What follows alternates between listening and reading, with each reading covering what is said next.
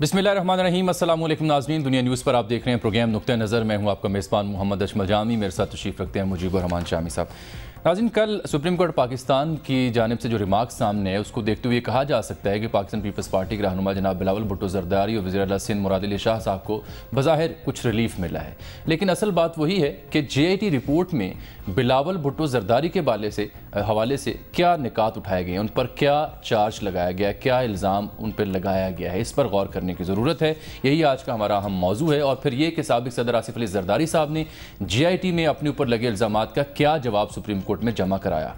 इसके अलावा आज हम बात करेंगे अपने प्रोग्राम में कि सूबाई वज़ीर इत्तला जनाब फयाजुल हसन चौहान साहब जो हैं वो फैसल वाउडा की तरह क्यों मीडिया से उलझ रहे हैं। ये कौमी की आदत है, हमारे कौमी रहनुमा हैं, सहाफ़ियों से क्यों आए रोज़ उलझ बैठते हैं। साथ साथ हम ये भी बात करेंगे कि भारत में उर्दू ज़ुबान बोलना और लिखना क्यों एक जुर्म बनता जा रहा है। और माई नेम इज़ उर्दू, ये वो एक तहरीक है जो सोशल मीडिया से जिसने जन्म लिया और देखते ही देखते इसने इंतहा पसंद हिंदुओं को इन्होंने भरपूर जवाब दिया। माई नेम इन उर्दू की तहरीक ने, ये मामला क्या है ये भी आपके साथ हम डिस्कस करेंगे। और फिर IG इस्लामाबाद तबादला केस की समाअत, आज़म सवाती साहब का मामला कहाँ तक पहुँचा, ये भी आज का हमारा अहम मौजू है। और डॉक्टर शाहिद मसूद साहब का केस मुसलसल इन्हें हथकड़ियों में क्यों पेश किया जा रहा है। शाम साहब, इन सब मौज़ूआत से बात करने से पहले, चूँकि कल हमने प्रोग्राम का आगाज़ किया था अबू ज़हबी के वली अहद के दौरे पाकिस्तान से, और हमने एक रिपोर्ट के ज़रिए ये बताने की कोशिश की थी कि दौरा तो बड़ा अच्छा रहा, मुस्बत रहा, ताल्लुकात में खुशगवारी आती जा रही है, लेकिन जो तर्जुमान है हुकूमती उनकी बयानात की वजह से उनके दौरे की मुद्दत के बारे में भाम पैदा हुआ, गलत फहमियाँ पैदा हुई। तो इस हवाले से आज आपकी कोई ख़बर है अबू ज़हबी के वली अहद कितने रोज़ा दौरे पर पाकिस्तान आए और सिर्फ वज़ीर आज़म से मुलाकात की उन्होंने? नहीं, देखिए वो आए थे 5 रोज़ा दौरे पर, ना 1 रोज़ा ना 3 रोज़ा, 5 4 दिन वो ठहरे चोलिस्तान कह लीजिए, रहीम यारखा कह लीजिए, उस इलाके में। ठीक है। और वहाँ का जो एयरपोर्ट है वो भी उनके वालिद साहब ने तामीर किया था। और एक बड़ा ख़ास ताल्लुक़ है उनका वहाँ आराम के लिए, तफरीह के लिए, शिकार के लिए वो आते हैं। और ये बहुत अरसे के बाद आए हैं वली अहद, तो 11-12 बरस बाद आए, लेकिन 12। और वहाँ उन्होंने 4 दिन आराम किया या तफरीह की। और इस दौरान में उनकी मुलाकात हुई हमारे chief of army staff general Qamar Javed Bajwa साहब से। और जनरल बाजवा ने उनको उनके एजाज़ में एक ज़ोराना दिया और उनसे मुलाकात की। और सारे मामलात जो थे हमारे ज़राए के मुताबिक उस मुलाकात में तय पा गए थे। फिर इस्लामाबाद वो पहुँचे सरकारी दौरे पर 1 दिन के। वज़ीर आज़म इमरान खान ने यहाँ उनका इस्तकबाल किया और ख़ुद गाड़ी ड्राइव की। जी हाँ, वो तो हमने देखे। फिर और इस तरीके से फिर वो ऐलान हुआ और पता चला कि UAE जो है वो किस तरीके से पाकिस्तान की इकोनॉमी को सपोर्ट करने जा रहा है। और अब इसमें एक बड़ा पैकेज आएगा और UAE जो है इन्वेस्टमेंट भी करेगा पाकिस्तान, ऑयल रिफाइनरी के शोबों में, दूसरे शोबों में। एक कई बिलियन डॉलर जो है, कमो बेश $15 बिलियन की बात हो रही है। चलें, ये बड़ी खुशहाइन बात है सर, तो कौमी क़यादत जो है उसके तवस्सु से। और इस वक्त जब इमरान खान साहब, अब इस पे लोगों ने सोशल मीडिया में बहुत नुक्ते उड़ाए हैं कि वो जनाब उन्होंने पर्सनलाइज ताल्लुकात क्यों कर लिए। हालांकि ये बड़ी एक अच्छी बात है। जब ताल्लुकात आप हुक्मरान होते हैं उनके कुछ पर्सनल ताल्लुकात भी हो जाते हैं, वो उसमें कोई बुराई की बात नहीं है, वो भी मुल्क के काम आते हैं। जैसे तैयब उर्दवान की जो बेटी की शादी थी उसमें नवाज शरीफ साहब गए, गवाह के तौर पे दस्तखत भी किए। तो एक ज़ाती ताल्लुक़ भी हो जाता है, लेकिन बुनियादी तौर पर यह ताल्लुक़ होता है मनसब का और मुल्क का, दोस्ती का। अब इमरान खान साहब गए हैं तो उसी तरीक़े से गर्मजोशी से इस्तकबाल किया गया उनका तुर्की में। अगरचे कि जो डेलीगेशन उनके साथ गया था, जब वो वज़ीर आज़म साहब के साथ मुलाकात की तस्वीर आई है तो बड़े वो उनके सिटिंग पोस्चर के ऊपर बड़ा अजीब पोस्चर्स हैं। बड़े इतराज़ात उठाए गए कि जी मोबाइल फ़ोन को छेड़छाड़ कर रहे हैं, दूसरे किसी ने टांग पे टांग रखी हुई है, किसी ने टांगें फैला रखी हैं। जबकि तुर्की के आप डेलीगेशन को देखें, एक तरीके के साथ تو زندہ قومیں جو ہوتی ہیں نا ان کی نشست، ان کی برخاست، ان کا کھانے کا طریقہ، ان کا پانی پینے کا طریقہ، ہر چیز سے ان کی شخصیت ٹپکتی ہے قوموں کی، اور ان کا وقار جو ہے ہر وقت اس کا خیال رکھنا چاہیے۔ یہ تو بڑی عمدہ آپ نے بات کی نا، اچھی بات ہے، لیکن آپ کو پتہ ہے اس تنقید کے جواب میں جو ہمارے پی ٹی آئی کے دوست ہیں جو سوشل میڈیا بالخصوص ایکٹیو ہوتے ہیں، انہوں نے جواب یہ دیا کہ جناب یہ آپ تنقید نہ کریں، جب اوباما صاحب سے نواز شریف صاحب ملے تھے وفود کی سطح پر تو تب اوباما صاحب اور ان کے جو کیبنٹ کے لوگ بیٹھے ہوئے تھے وہ بھی ایسے ہی بیٹھے ہوئے تھے، ٹھیک ہے؟ تو یہ پیرلل تو ڈرا نہیں کیا جا سکتے، سلیقہ ہے، سلیقہ اچھا ہوگا تو اس کو یاد رکھا جائے گا۔ ایک سلیقہ جو ہے اپنی جگہ ہے، اور یہ ان کو اس پر غور کرنا چاہیے اور لوگوں کو تمیز سکھانی چاہیے۔ اگر بھٹو صاحب کا دور ہوتا تو وہ تو وہیں ان میں سے ایک آدھ کو فائر بھی کر دیتے۔ چلیں کوئی بات نہیں، ٹھیک ہو گیا۔ اچھا سر، کل آپ کو یاد ہوگا ہم نے پروگرام میں صوبہ پنجاب میں جو صاف پانی کی اسکیموں کا ذکر کیا تھا، یہ 662 غیر فعال اسکیمیں ہیں پنجاب میں جن کو فنڈز نہیں مل رہے، اسی لیے غیر فعال ہوئی ہیں، تو ہم نے تفصیل سے اس پہ بات کی، حسن رضا موجود تھے۔ اس پروگرام کے بعد کچھ حرکت آئی سرکار میں، اور بزدار سرکار کا شکریہ کہ انہوں نے صاف پانی کی اسکیموں کے لیے فنڈز کی منظوری دے دی ہے پی این ڈی نے، اور اب یہ 8 ارب 19 کروڑ 59 لاکھ روپے کی منظوری دی گئی ہے۔ چیئرمین پی این ڈی جو حبیب الرحمان گیلانی صاحب، ان کی سربراہی میں یہ صوبائی ترقیاتی بورڈ کا اجلاس ہوا، چونکہ ہمارے پروگرام میں اس بات پہ بحث ہوئی تھی، اس معاملے کو ہم نے ہائی لائٹ کیا تھا، اس کے بعد یہ عمل درآمد بھی ہو گیا، تو ہمارا کام صرف ہائی لائٹ کرنا نہیں، اگر آپ نے اس پہ عمل درآمد بھی کیا تو شکریہ بھی کرنا چاہیے، اطلاع دے دینی چاہیے، دے دی۔ شکریہ کو ہمارا کوئی ذاتی مسئلہ تو تھا نہیں کہ شکریہ ادا کریں، انہوں نے اپنا فرض ادا کیا، یہ ایک اچھی بات ہے، اس کی تعریف ہونی چاہیے، بالکل ٹھیک ہے، لیکن یہ بات مد نظر رہے کہ یہ ان کا فریضہ تھا، ان کو یہ کام کرنا چاہیے تھا۔ بالکل ٹھیک۔ اچھا شامی صاحب، جاتے جاتے ایک اور بڑا اہم نقطہ ہے، وہ میں آپ کو کچھ ویژولز دکھاتا ہوں ذرا، جو رات عمران خان صاحب جب گئے ہیں راول پنڈی فوارہ چوک کی ایک پناہ گاہ میں جو شیلٹرز ہم بنا رکھیں، وہاں جب وہ اس پناہ گاہ کے مکینوں سے ملے جناب وزیر اعظم، تو اس موقع پہ ان مکینوں کے تاثرات کیا تھے وہ بڑے دیدنی ہیں، دیکھیے۔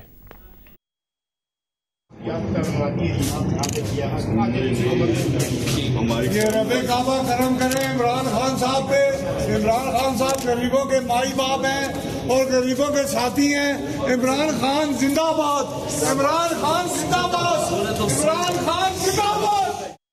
سر، یہ یخ سرد راتوں میں پناہ گاہوں کا انتظام، پھر ان کی حال پوچھنے کے لیے وزیر اعظم چل کے جاتے ہیں، یہ بڑی بات ہے۔ نہیں، یہ بڑا اچھا اقدام ہوا ہے، لیکن میری ذاتی رائے یہ ہے کہ اس کام کے لیے مسجدوں کو استعمال کیا جانا چاہیے، اور یعنی شیلٹر ہومز اپنی جگہ بنائیں، لیکن اگر مسجدیں جو ہیں ان کو بھی اس کام کے لیے استعمال کیا جائے، اور حکومت وہاں اجازت لوگوں کو رات رہنے کی اجازت دی جائے۔ جب ہم چھوٹے ہوتے تھے تو جو مسافر تھے وہ مسجد میں ہی ٹھہرتے تھے، اور محلے کے لوگ ان کو کھانا بھی دیتے تھے۔ اب بھی اس کا جائزہ، مزار ہیں وہاں بھی بہت سی جگہ ہے، وہاں بھی لوگ جا کے پناہ لیتے ہیں، تھوڑا سا اس کو محکمہ اوقاف جو ہے وہ اس کو آرگنائز کر لے تو کئی شیلٹر ہوم جو ہیں بیک وقت پورے ملک میں دستیاب ہو سکتے ہیں اور کھل سکتے ہیں۔ برخا خان صاحب نے یہ کام کیا ہے اور اچھا کام کیا ہے، اور جب وہ مدینے کی ریاست کی بات کرتے ہیں تو ایک قدم ہی تھی اس کی طرف اٹھتا ہوا محسوس ہوتا ہے۔ بالکل ٹھیک۔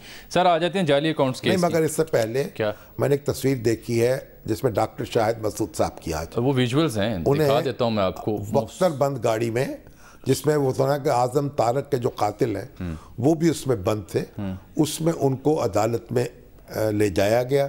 مجھے کئی دوستوں نے فون کیا، اخبار نویسوں نے، طاہر مغل صاحب نے بھی، بڑے سینئر جرنلسٹ ہیں اسلام آباد کے، بھائی اس پہ احتجاج کیا جائے۔ ہم نے تو پہلے بھی اپنے پروگرام میں اس معاملے پہ آپ نے یہ احتجاج کیا تھا، ڈاکٹر شاہد مسعود جو ہیں ان پہ کیا مقدمہ ہے، کیا ہارڈ کو ٹیررسٹ ہے، ایک مقدمہ ہے کسی نے درج، پتہ نہیں اس میں کتنی صداقت ہے کتنی نہیں ہے، اور ابھی کوئی الزام ثابت بھی نہیں ہوا۔ جب وہ پی ٹی وی کے چیئرمین تھے اس حوالے سے کہ ان کے اوپر ایک مبینہ ایک بدعنوانی کا الزام ہے، اور یہ جتنی ان کی توہین کی جا رہی، میں سمجھتا ہوں ہم سب جو میڈیا سے متعلق لوگ ہیں ہم بے اہمیت ہو چکے ہیں، ہمارے ضمیر سو چکے ہیں۔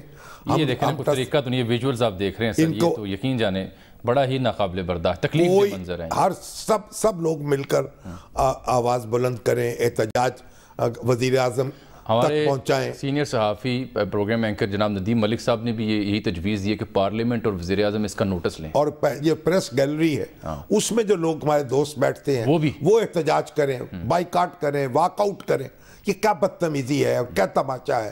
اور ہمارا عدالتی نظام جو ہے اس کی طرف بھی ذرا غور کیا جائے کہ ان کی بیل جو ہے وہ منظور نہیں ہوئی, ضمانت منظور نہیں ہوئی ہے, اور وہ سردی کے موسم میں ٹٹر رہے ہیں. تو یہ میں سمجھتا ہوں یہ اہل قلم جو ہے اور ہم جو میڈیا کے لوگ ہیں ان ہماری سب کی توہین ہے یہ اجتماعی طور پر. ٹھیک سر, جعلی اکاؤنٹس کیس پہ آ جاتے ہیں. کل نام ECL سے نکالنے کی ہدایت تو آ گئی سپریم کورٹ پاکستان کی جانب سے بلاول بھٹو زرداری اور مراد علی شاہ صاحب کے بارے میں, لیکن سر سوال وہ یہ کہ JIT رپورٹ میں بلاول بھٹو زرداری صاحب کے بارے میں کیا لکھا ہے, اور اس سوال سے پہلے یہ کہ JIT جو ہے اس کے TURs کیا تھے, اس نے کن خطوط پر یہ ریسرچ کی. دیکھیے تحقیق کی دیکھیے بات میں بتاؤں, یہ جو جعلی اکاؤنٹس ہیں نا مختلف بینکوں میں کھلے ہیں, JIT نے اس کی تحقیق کی. 32 اکاؤنٹس اور بے شمار اکاؤنٹس, 27 جلدیں جو ہیں جو اس کی رپورٹ ہے 27 جلدوں پر مشتمل ہے.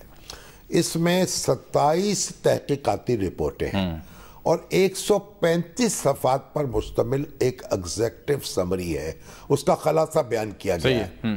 95 صفحات پر مشتمل, اس میں ضمیمہ جات ہے 95 بڑے ضخیم. اچھا 25ویں جلد جو ہے نا وہ بڑی دھماکہ خیز ہے, لیکن اس کے بارے میں تو انہوں نے احسان صادق صاحب نے کہا تھا کہ یہ آف دی ریکارڈ. اچھا انہوں نے کہا اس کو صیغہ راز میں رکھا جائے, اور اس میں کہتے ہیں کہ جو مرکزی ملزم ہے اس کا ذکر بھی اس میں کیا گیا کہ JIT کی نظر میں اس سارے معاملے کا مرکزی ملزم کون ہے. ابھی تک اس کا نام بھی صیغہ راز میں ہے. اب یہ دیکھیے 25 جلد کے 3 حصے ہیں. 25ویں جلد کے ایک تو ہے سسٹم تو ایک ورڈ ہے نا, سسٹم ورڈ ہے, ایک اصطلاح ہے وہ بتاتا ہے کراچی میں کوڈ ورڈ کے طور پر کہ نہیں پورا نظام کیسے کام کر رہا تھا, کیسے وصولی ہوتی تھی, کیسے اس کو ایک اکاؤنٹ میں پلیس کیا جاتا تھا, پھر کیسے اس کو نکالا جاتا تھا, اور پھر کیسے وہ رقم ڈسٹریبیوٹ ہوتی تھی مختلف اکاؤنٹ. بالکل ٹھیک, اس کو کہتے ہیں سسٹم. تو سسٹم کی انہوں نے وضاحت کی ہے کہ مختلف اکاؤنٹس میں یہ کس طریقے سے پیسے آتے تھے اور کس طرح سے وہاں سے جاتے تھے. صحیح ہے. دوسرا انہوں نے کہا کہ امریکہ, برطانیہ, فرانس اور دبئی میں جو جائیدادیں ہیں ان کی تفصیل بیان کی گئی اسی 25ویں میں والیوم میں. اور تیسرا جو ہے سندھ جو ہے اس کے اندر اندرون سندھ میں ایک جو زرعی امپائرز ہیں, ایگریکلچر امپائرز, ان کی تفصیل بیان کی گئی ہے. اور یہ کہتے ہیں کہ ایک اس میں کوئی 40 ملین روپے جو تھے ہر مہینے اس میں ادھر ادھر ہو رہے تھے, اور 120 فرنٹ مینوں کے ذریعے سے یہ ٹرانزیکشنز ہو رہی تھی. اب وہ کہتے ہیں 25 جائیدادیں, الزام ہے اس کا, 25 جائیدادیں بیرون ملک میں زرداری صاحب کے نام پہ ہیں اور فریال تالپور صاحبہ کے نام پر ہیں براہ راست یا بالواسطہ. اچھا اب اس میں 120 جو ہے زرعی فارم ہاؤس ہیں, 120 جو ڈکلیئر نہیں کیے گئے ایسٹس میں. صحیح ہے. نہ زرداری صاحب نے کیے ہیں نہ محترمہ فریال تالپور صاحبہ نے کیے ہیں. اب یہ الزامات ہیں, اور یا ان کا جو انہوں نے جو چیز ڈک کیا وہ یہ ہے, اس میں ابھی زرداری صاحب کا جب موقف آئے گا اس میں فردر انویسٹیگیشن ہوگی تو وہ ہم دیکھیں گے وہ ڈیٹیل میں کیا کہتے ہیں. لیکن یہ میں صرف اس الزام کی نوعیت بتا رہا ہوں. اب اس میں جو آتے ہیں اب عزیزی بلاول, ہاں اب اس میں جو یہ 11,500 اکاؤنٹ ہیں, 924 اکاؤنٹ ہولڈرز ہیں, ان میں سے جو انہوں نے طلب کیے ہیں وہ تو 885 تھے. 885 تو آ گئے اور باقی کچھ آئے نہیں. 767 پیش ہوئے تھے. ٹھیک ہے نا, تو یہ بندے 885 بلائے تھے, 767 پیش ہو گئے. اب ان کے خلاف ریفرنس جو ہے زرداری صاحب کے خلاف اور بلاول صاحب کے خلاف یہ انہوں نے سجیسٹ کیا تھا کہ یہ ریفرنس دائر کیے جائے.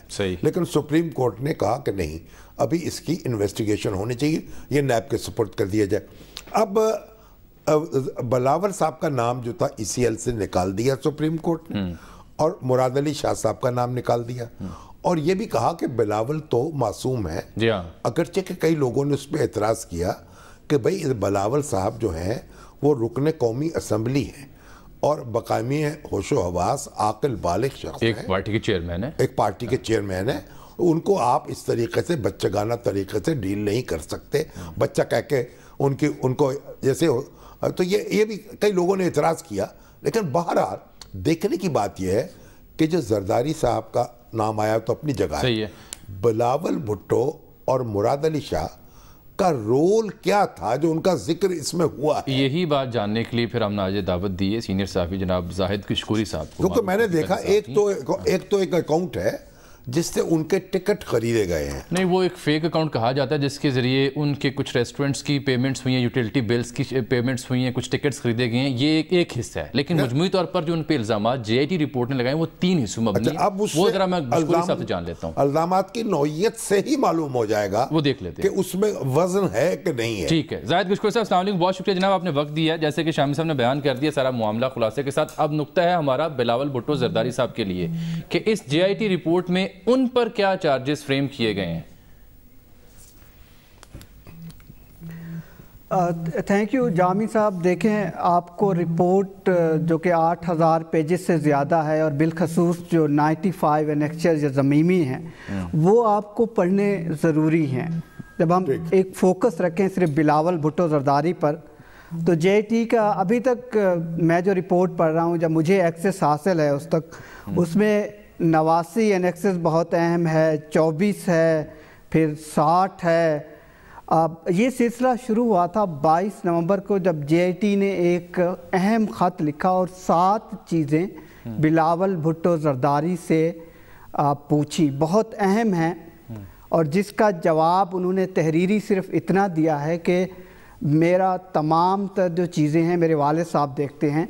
एलिगेशंस क्या हैं जी? एलिगेशंस के साथ साथ जो डॉक्यूमेंट लगाए गए हैं, जितने एनेक्सेस हैं, ये बेसिकली सर्टिफाइड डॉक्यूमेंट हैं इन सपोर्ट ऑफ दीज एलिगेशन। ठीक।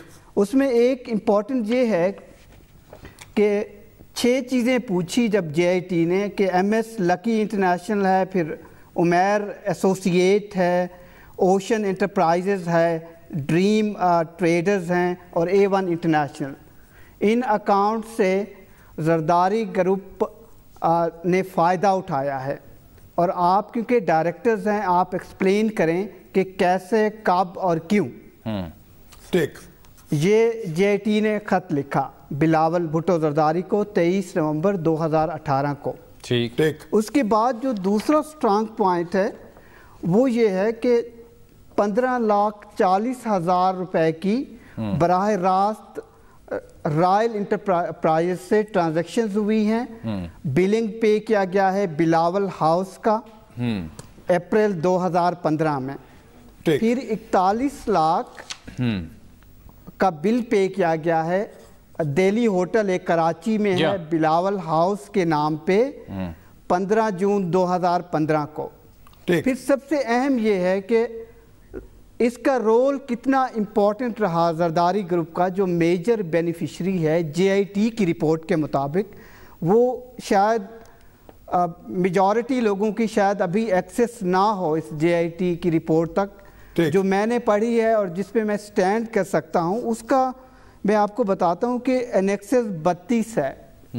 जब जरदारी ग्रुप को JIT के एक मेंबर ने, इमरान लतीफ़ ने 3 दिसंबर 2018 को ख़त लिखा और उसमें 12 के करीब इम्पॉर्टेंट सवालात पूछे बिलावल भुट्टो जरदारी से और दूसरे 2 डायरेक्टर्स से कि आप हमें ये तमाम तर एलिगेशन हैं।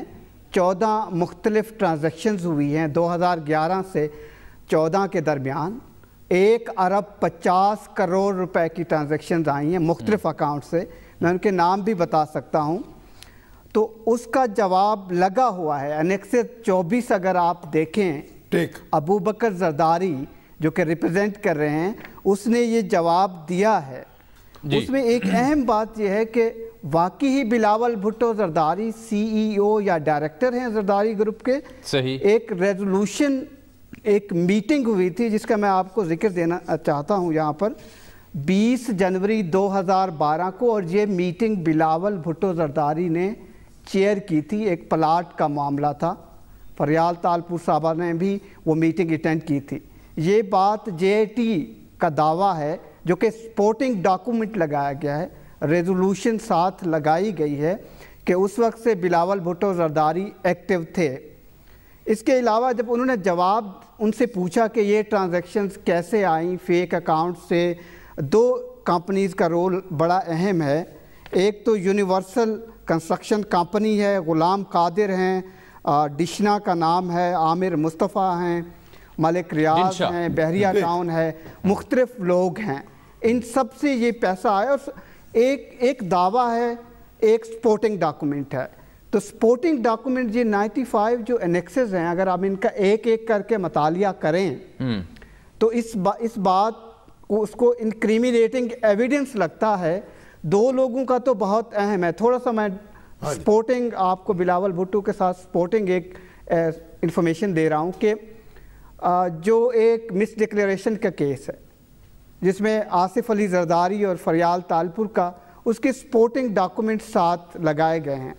और यही एक वजह है कि जेआईटी ने अब एसेट रिकवरी यूनिट को ख़त भी लिखा है, जिसकी एक्सेस मुझे भी हुई है, कि आप हमें तमाम तर चीज़ें, हमने डॉक्यूमेंट ले लिए हैं, इंफॉर्मेशन तमाम तर हैं, तकरीबन 6 ममालिक में मुख्तलिफ प्रॉपर्टीज़ हैं।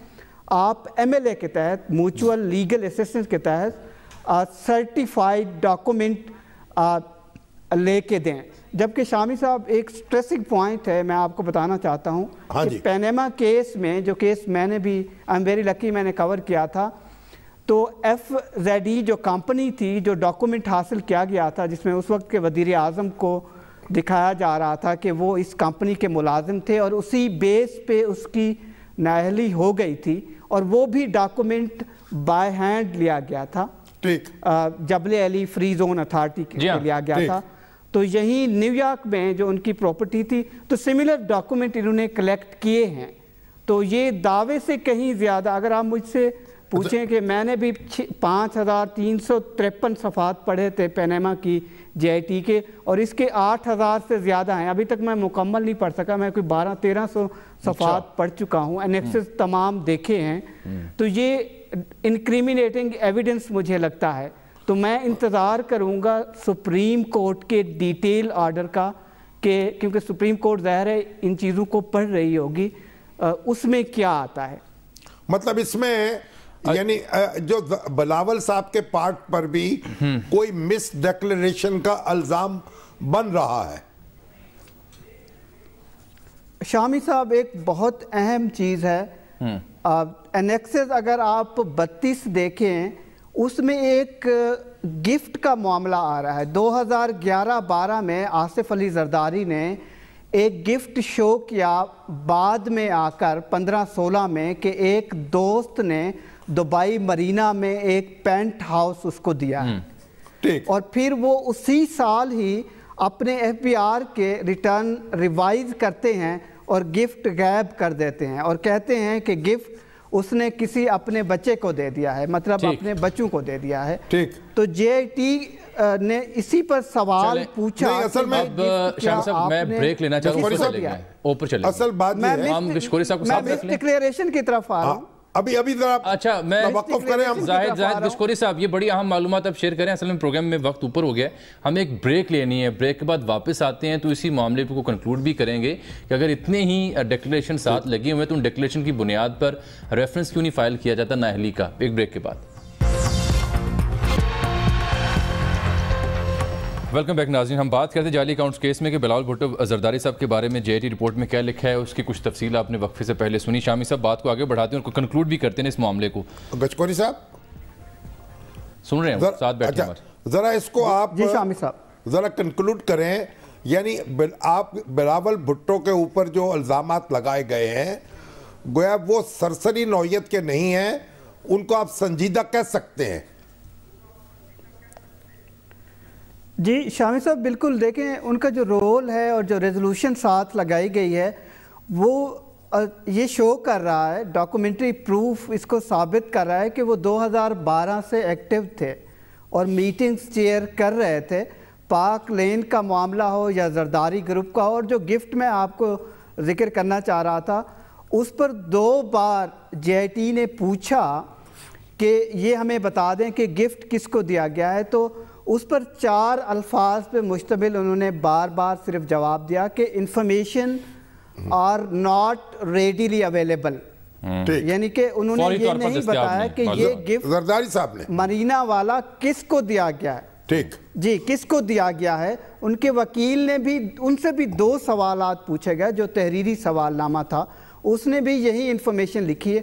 تو جے ٹی کا یہ خیال ہے، جو کچھ ممبر سے بھی میری بات ہوئی ہے، کہ یہ شاید گفٹ اگر بلاول بھٹو زرداری کو دیا گیا ہے تو یہ کیس بڑا سیریس آگے جا کے انویسٹیگیشن اس کی ہو سکتی ہے، ٹھیک۔ تو یہ ایک بھی ٹرننگ پوائنٹ ہے دوسرے پوائنٹس کے ساتھ ساتھ۔ اچھا ایک بات یہ بتائیے کہ جو مراد علی شاہ صاحب جو ہیں ان کے اوپر بھی کوئی سنجیدہ چارج ہے آپ سمجھتے ہیں، یا ایک روٹین میں فائلیں موو کرتی رہیں اور ان کی نظر سے گزری یا نہیں گزری، یا بینکوں نے ایک انڈیپینڈنٹ ٹرانزیکشنز کر دی؟ دیکھیں شامی صاحب، جو میں نے ابھی تک یہ ضمیمے پڑھے ہیں اس میں براہ راست میری نظر سے جو مجھے ایکسیس ہے ڈاکومنٹ تک، ہاں جی، ایسی بات سامنے نہیں آئی کہ جہاں پر کوئی فائلز یا ڈاکومنٹری پروف ہو جس سے وہ چیزیں ثابت ہو رہی ہوں کہ موجودہ جو چیف منسٹر ہیں یہ انہوں نے فیسیلیٹیٹر کا رول پلے کیا ہے یا ابیٹر کا۔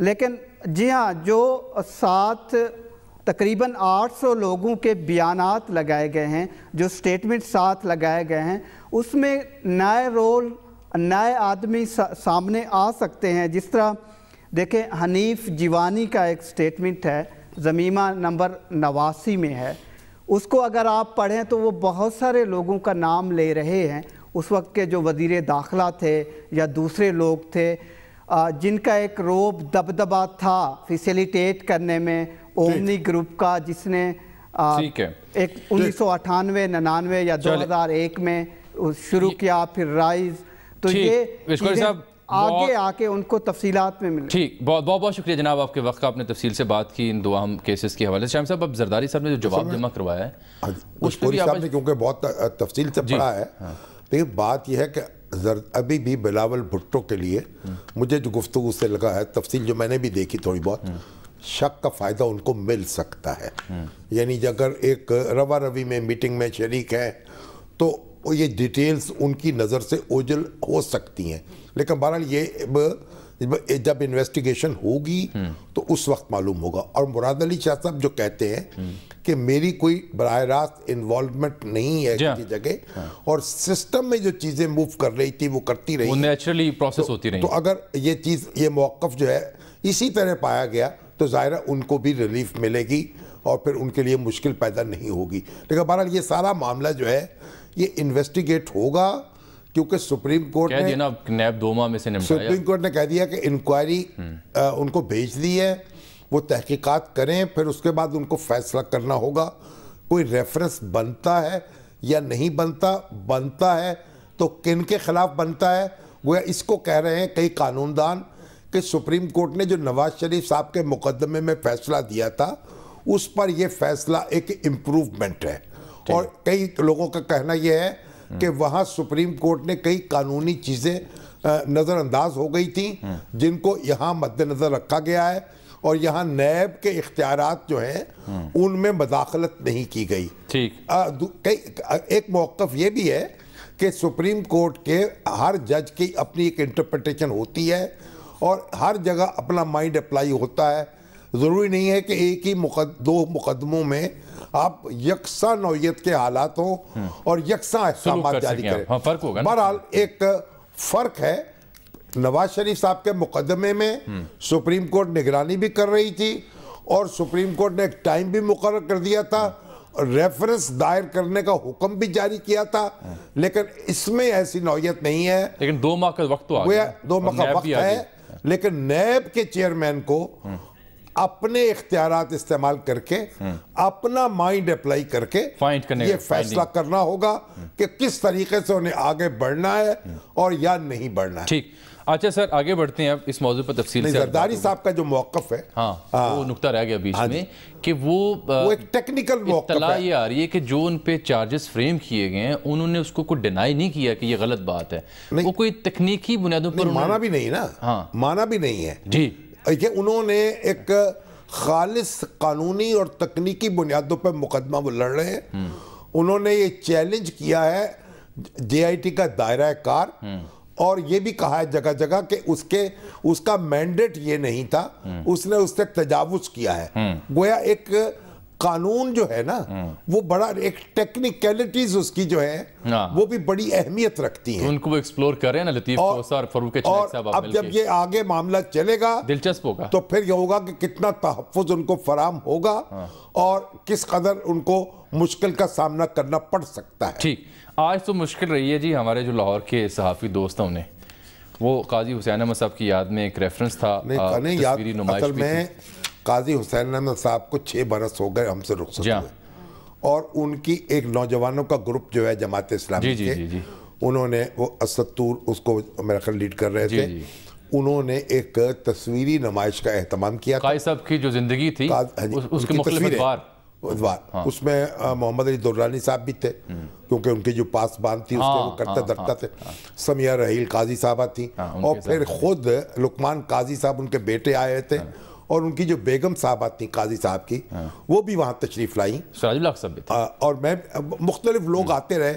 یعنی میں نے بھی وہاں کو گھنٹہ 1.5 گھنٹہ گزارا اور نوجوانوں کے ساتھ گفتگو ہوتی رہی. لیکن آپ باہر فیاض حسن چوہان صاحب کے ساتھ نہیں, چوہان صاحب جا چکے تھے اس وقت میرا خیال ہے, اور سینیٹر سوری یہ جو سراج الحق بھی جا چکے تھے, اور لیکن محترمہ بیگم صاحبہ جتنی قاضی صاحب کی وہ موجود تھیں, سمیہ موجود تھی, لقمان موجود تھے, اور ان پھر نوجوانوں سے گفتگو ہوتی رہی اور قاضی صاحب کا تذکرہ ہوتا رہا.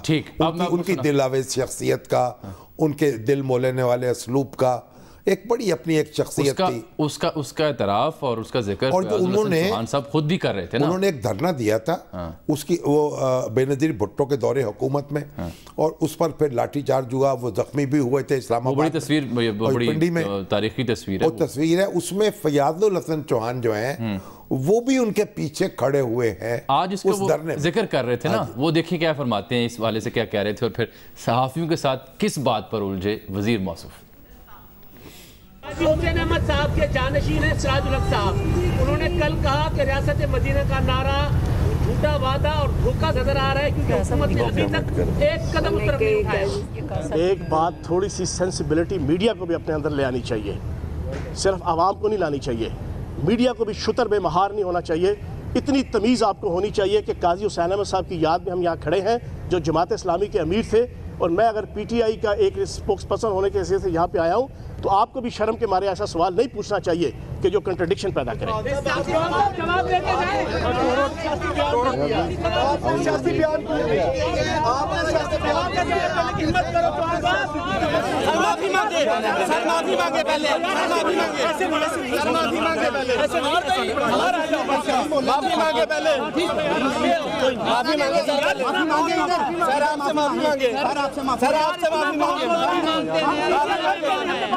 اب یہ بیان تو میں نے آپ کو پرٹننٹ دکھا دیا. اس سے پہلے وہ گفتگو یہ کر رہے تھے قاضی حسین احمد صاحب کا میں سپاہی ہوں, اور قاضی حسین احمد صاحب اس مافیا کے خلاف ایک آواز تھے, انہی سے میں نے یہ تربیت پائی, اور ان کا میں فخر سے کہتا ہوں کہ میں ایک سپاہی ہوں.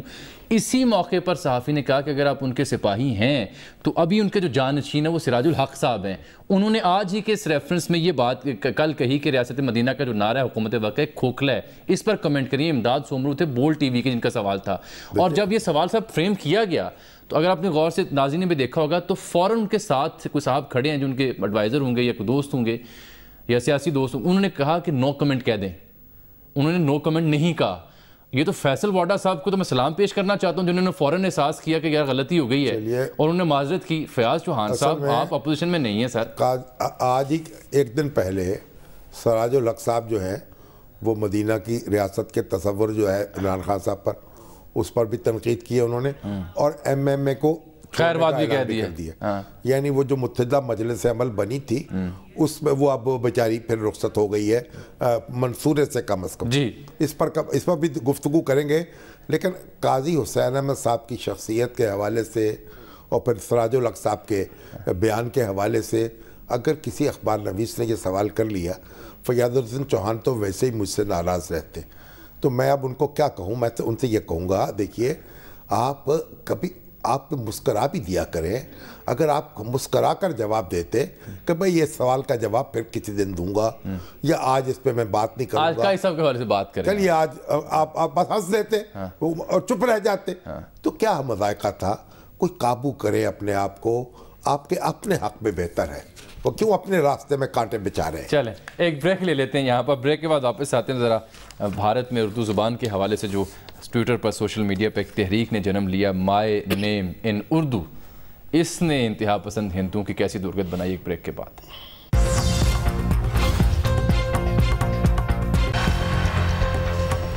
ویلکم بیک ناظرین، اچانک ہم نے دیکھا کہ گزشتہ 2 دنوں کے دوران بھارت میں بھارتی شہریوں کی جانب سے، سوشل میڈیا ایکٹیوسٹ کی جانب سے میک انڈیا ہیومن اگین، کہ بھارت کو دوبارہ انسان دوست یا انسان بنایا جائے، دوبارہ بھارت کو انسان بنایا جائے یا انسانیت کا جامع اس پہ پہنا دیا جائے۔ اس نعرے کی ایک دعوے دار خاتون social media activist political commentator ہیں پربھا، ان کا نام ہے پربھا راج۔ انہوں نے ایک ٹرینڈ شروع کیا جس کا ٹائٹل یہ تھا مائی نیم ان اردو، اور اس عنوان کے تحت انہوں نے اپنے نام کے ساتھ اردو میں اپنا نام پربھا اردو میں لکھا۔ انہیں دیکھتے دیکھتے کئی اور بھارتی شہریوں نے بھی اپنے نام کو اردو میں ٹرانسلیٹ کیا اور اپنے ٹویٹر ہینڈل کا حصہ بنا لیا۔ اب دیکھ رہے ہیں شری رام صاحب ہیں کہ انہوں نے اپنا نام اس طرح اردو میں لکھ لیا، اور ایک لمبی فہرست ہے، لوگوں نے دیکھتے اس پہ رسپونڈ کیا۔ جیسے یہ مائی نیم ان اردو کی تحریک ایکٹیو ہوئی تو جو انتہا پسند ہندو تھے انہوں نے ان تمام لوگوں پر حملہ شروع کر دیا، ان کو غلیظ گالیوں سے نوازا گیا، ان کو دھمکیاں دی گئیں، ان کو غدار قرار دیا گیا، ان کی حب الوطنی پر شک کیا گیا، انہیں مسلمان قرار دیا گیا، جو الزام لگ سکتا تھا انہوں نے لگایا۔ لیکن یہ جو خاتون ہیں پربھا اور ان کے ساتھی، یہ رکنے والے نہیں تھے۔ اس سخت گیر موقف کے جواب میں یہ جو مائی نیم ان اردو کی تحریک تھی شامی صاحب، یہ اور تیز ہوئی، اتنی تیز ہوئی کہ سینکڑوں نہیں ہزاروں کی تعداد میں لوگوں نے اپنا نام اردو میں لکھنا شروع کر دیا، اور مائی نیم ان اردو کا جو ٹرینڈ انڈیا میں ٹاپ ٹرینڈ بن گیا۔ اور اس طرح انہوں نے پھر درگت بنائی ان سخت گیر ہندوؤں کی جو کہ زبانی یا لسانی یا مذہبی بنیادوں پر لوگوں کو ٹارگٹ کرتے ہیں۔ پھر اس پہ مضامین بھی لکھے گئے، اس ٹرینڈ کی تعریف بھی کی گئی، اور یہ خاتون یہ سمجھتی ہیں کہ جناب میں نے اس لیے یہ ٹرینڈ شروع کیا تھا کہ میں بی جے پی کی جو سخت گیر پالیسی ہے اس کو ختم کرنا چاہتی ہوں، میں بھارت کو سب کے لیے ایک یکساں مواقع والا ملک بنانا چاہتی ہوں، اور تاکہ یہاں پہ ہر بندہ اپنی زبان، مذہب اور شناخت کے اعتبار سے جی سکے، تو make India human again in کا نعرہ ہے۔ اردو جو ہے نا اس سب کانٹیننٹ کی زبان ہے، کسی ایک خطے کی، اس صوبے کی زبان نہیں، اور اردو اتنی طاقتور زبان ہے کہ گاندھی جی نے اس کا نام کہا ہندی اردو تنازع ختم کرنے کے لیے کہا ہندوستانی جی۔ اور جب یہ 1946 میں الیکشن ہوئے اور غیر منقسم ہندوستان کی حکومت بنی جو پنڈت جواہر لال نہرو جس کے وزیر اعظم تھے، تو یعنی اسمبلی نے، پارلیمنٹ نے یہ منظور کیا کہ ہندی ہندوستانی زبان ہوگی انگریزی کے ساتھ، اور 2 سکرپٹ میں لکھی جائے گی۔ اچھا، ایک پرشین سکرپٹ میں یعنی اردو رسم الخط، یعنی رسم الخط میں، اور دوسرا وہ جو دیوناگری رسم الخط ہے جو ہندی جس میں لکھی جاتی ہے۔ تو اس طریقے سے ہندوستانی کو انہوں نے ایڈاپٹ کیا ایک سرکاری زبان کے طور پر۔ پھر جب ملک تقسیم ہو گیا، پاکستان بن گیا، تو پھر دوبارہ یہ زیر بحث آئی بات، تو ہندی اور اردو کے مقابلے میں برابر ووٹ آئے، اور لوک سبھا جو ہے اس کے سپیکر نے کاسٹنگ ووٹ دے کر ہندی کے حق میں ہندی کے نام سے سرکاری زبان بنا دی۔ تو اردو اور ہندی یہ 2 بہنیں ہیں، صرف ان کا لکھنے کا طریقہ مختلف ہے، اور اردو بڑی طاقتور زبان ہے۔ وہ گلزار صاحب نے کہا تھا نا، وہ یار ہے جو خوشبو کی طرح، وہ جس کی زبان ہے اردو کی طرح۔ یہ دیکھیے بڑے بڑے شاعر ہندو پیدا ہوئے، نعت گو پیدا ہوئے، پنڈت ہری چند اختر اور منشی پریم چند جو افسانہ نگار اردو کے، کرشن چندر افسانہ نگار اردو کے، اور یعنی اتنے شاعر، اور ہری چند اختر، اور ایسی نعتیں لکھی، ایسے شعر کہے۔ اور ہری چند اختر تو کس نے ذروں کو ملایا اور صحرا، کس نے ذروں کو ملایا اور صحرا کر دیا، کس نے قطروں کو ملایا اور دریا کر دیا، ایک ارب نے آدمی کا بول بالا کر دیا، زندہ ہو جاتے ہیں جو مرتے ہیں اس کے نام پر، اللہ اللہ موت کو کس نے مسیحا کر دیا۔ تو اردو ہماری وراثت ہے سب کانٹیننٹ کی، یہ آپ برما میں بھی پڑھی جاتی اور سمجھی جاتی ہے، بنگلہ دیش میں بھی سمجھی جاتی اور پڑھی جاتی تھی، اور سری لنکا میں بھی آپ جاتے ہیں تو اردو بولنے والے اور سمجھنے والے مل جاتے ہیں، اور ہندوستان کی تو بات ہی چھوڑ دیں اور پاکستان کی تو بات چھوڑ دیں۔ صحیح، اچھا میں اس کو آگے کنٹینیو کرتے ہیں اس موضوع کو۔ یہ مجھے لگا یہ سارے چیز کا مطالعہ کر کے اس تحریک کا کہ ہندوستان میں کچھ نوجوان اسکالر دانشور جو بیرون ملک بھی ہیں، جو انڈینز ہیں، وہ اٹھ رہے ہیں کہ مودی صاحب سے خوش نہیں ہیں۔ اسی میں ایک اشوک سوین صاحب ہیں، یہ سر پروفیسر ہیں یونیسکو چیئر پر اپسلا سویڈن کی یونیورسٹی میں، اور بڑے نامور پروفیسر ہیں، یہ department of peace and conflict research کے، بڑی ان کی پروفائل ہے، بڑے ریسرچ پیپر چھپے ہوئے ہیں۔ یہ آج کل مودی صاحب کو صحیح آڑے ہاتھوں لے رہے ہیں۔ یہ کہتے ہیں کہ مودی صاحب کی جو جیکٹ ہے نا، جو وہ ویسٹ کوٹ پہنتے ہیں، یہ جعلی جیکٹ ہے، یہ پنڈت نہرو صاحب کی نقل میں پہنتے ہیں، لیکن یہ فیک ہے، اس کا رنگ فیک ہے، اس کے بہانے میں نہ جائیے گا، اس میں نہ پھنسیے گا جال میں، کیونکہ وہ یہ پریڈکٹ کرتے ہیں کہ اگلے 5 ماہ میں، کیونکہ اپریل میں الیکشن آ رہے ہیں، وہ کہتے ہیں کہ مودی سرکار جو ہے نا یہ عوام میں ہی روئیں گے، عوام میں ہی ہنسیں گے، اور جو بھارت کا پاکستان کے ساتھ بارڈر ہے وہاں پر بڑا گڑبڑ ہونے جا رہی ہے، یہ پریڈکٹ کر رہے ہیں، بار بار یہ بیانات دے رہے ہیں، اور جو مودی سرکار کی پالیسی ہیں انہیں سختی سے مسترد کرتے ہوئے ایسی پریڈکشن بناتے ہیں، اور کہہ رہے ہیں، ان کا یہ ماننا ہے کہ 2018 میں 11 ملین بھارتیوں کو نوکریوں سے ہاتھ دھونا پڑا، لہٰذا مودی کی ویسٹ کوٹ کو جواہر لال نہرو کی ویسٹ کوٹ مت سمجھیں، ان سے جان چھڑائیں۔ دیکھیں واشنگٹن پوسٹ کی رپورٹ تھی، 63,000 اسامیاں جو ہیں وہ ریلوے کی مشتہر کی گئیں، اور اسامیاں بھی نچلے درجے کی، گیٹ کیپر کے طور پہ، واٹر مین کے طور پہ، اور اس کے لیے جو اپلیکیشنز آئی ہیں وہ 19 ملین لوگوں کی، 19 ملین میرا خیال عامل، اور اس میں گریجویٹ ہیں، پوسٹ گریجویٹ ہیں، گریجویشن پڑھ رہے ہیں، یعنی 63,000 اسامیوں کے گرد۔ تو یہ حالت ہے، اور ہندوستان جو ہے وہ متحمل نہیں ہو سکتا مودی جی کی سیاست کا، جو تقسیم کرو کی سیاست ہے، آپس میں لڑانے کی سیاست ہے، اور وہ آگ لگے گی تو ہندوستان کو راکھ کرے گی۔ ہندوستان جو ہے اس کا سیکولر چہرہ جو ہے وہی اس کا تحفظ کر سکتا ہے، اور وہی اس کے جو قائدین ہیں اور بانیان ہیں ان کی دین ہے، ان کی روایت ہے، ان کا ورثہ ہے۔ ٹھیک، شامی صاحب وہ اعظم سواتی صاحب والا جو معاملہ تھا وہ رہ گیا، پھر صحیح پروگرام وقت ختم ہوتا ہے، اجازت دیں ناظرین۔ سر وقت ختم ہو گئی، کل جو اعلان آپ کے پاس ہے کل کو ادھار کر لیں جو بھی آپ نے کرنا ہے، کیونکہ وقت ہمارا ختم ہو گیا۔ ناظرین آپ سے اجازت، اللہ حافظ۔